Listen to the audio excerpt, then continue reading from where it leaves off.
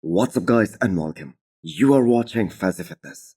So let's start this video with our reigning Miss Olympia champion, Samson Dauda. So funny that Samson said, these last few workouts, they won't be real workouts. They will be just pump sessions to deplete all those remaining glycogen stores as much as they possibly can before they start the carbs loading phase. So he doesn't need to train heavy at all.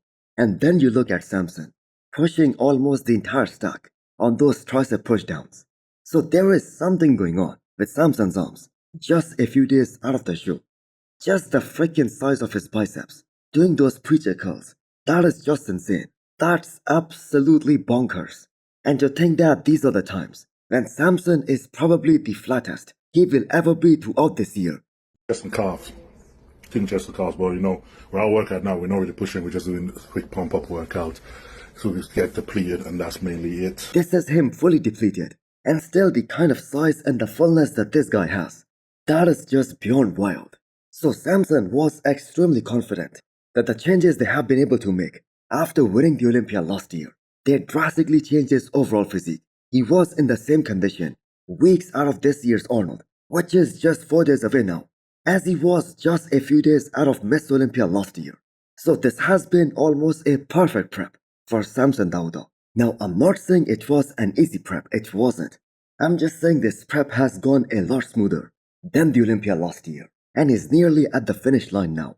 Now, they have been nailing every part of the prep to absolute perfection, and that also includes the posing aspect, as Samson has been posing a lot, especially during these final few days, to get harder and drier. So it's all gonna come down to that conditioning aspect, because if he brings that same, or maybe even better condition than what we saw at the Olympia last year, he's obviously gonna be next to impossible to beat by both Derek and Andrew Jack. But do let me know what are your expectations.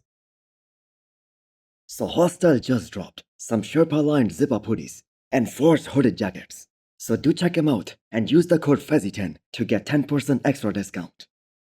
Next up, we have 4 days out physique update from your former Miss Olympia, Brandon Carey.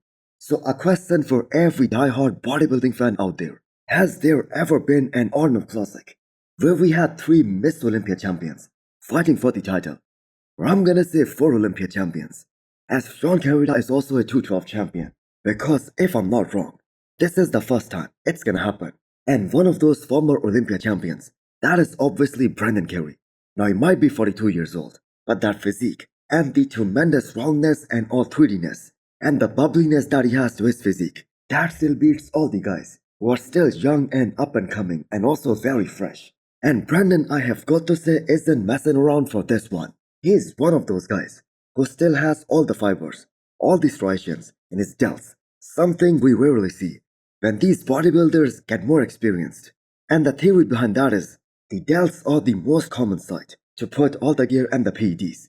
And after years and years of use, the lines and the separation in that area, they kinda blur out over the years. But Brandon still has got all the detail. Now, it is always very exciting to see a top IFB pro like Brandon working with a different coach and with a different mindset, because this time they are looking to bring a much more sharper, more ripped and more shredded look, so that he can have a lot more detail and separation for this upcoming Arnold in 4 days time, and especially in comparison to the past, when the conditioning was never their top priority. And all those guys at the O2 gyms, including his former coach Abdullah, they were more focused on the size aspect of the game. And Brandon, because of his beautiful and amazing shape, he kept on placing very high at the Olympia, despite not being the most ripped guy on the stage. So this will be a very interesting look for Brandon. Safe to say the man looks on point here. But what are your expectations? How high can Brandon place?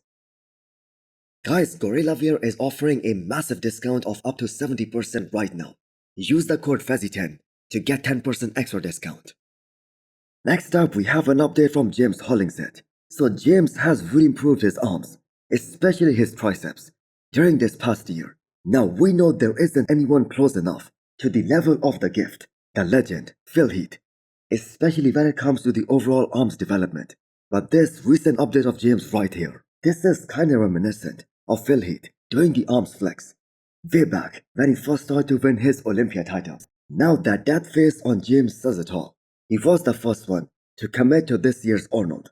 And this prep has gone just ideal for James, with his new coach Stefan. Well, not exactly a new coach, but this is their first show together. And not only just this prep, the whole off-season, that was also very productive for James. So this is gonna be a very big year for James Hollingshead, as the man is aiming to compete all the way till Pittsburgh Pro. So James will be prepping for a better part of entire 2025. Now he has taken 2 years completely off after doing his last Miss Olympia, which was 2022. And yes, I know he did the Arnold last year, but he dived right back into another off-season right after the Arnold UK. And going by his look from the off-season that we saw this time, he's gonna have enough mass to win a show and get back on that big stage. Now there you have James posing for his coach Stefan in that famous great lighting just 4 days out of the show. And I have got to say, totally dug out, front to back, top to bottom. So is this the best condition of James in these last few years or so? Well, I guess we will have to make that call in just a few more days, as the carbs are now being introduced back into the system, and these are the last few days, which we all know can drastically change a bodybuilder's physique. Now James is fully trusting Stefan to make all those calls, and it's gonna be very dangerous, especially for the top 5 this weekend. So is Akim Williams the most overlooked and underrated guy when we talk about this upcoming Arnold, especially in that discussion of the top 6? Because we hardly heard his name getting mentioned in all those bodybuilding podcasts and all those predictions. Now Akim just posted a video of him doing those preacher curls, and it is safe to say that those are the best biceps in the world of bodybuilding right now, especially when it comes to that pure quality of the muscle. Now could Akim pull out that same kind of performance at this year's Arnold, just like he did back in 2020 at the Olympia, when he just came out of nowhere and placed top 6, beating some very good names?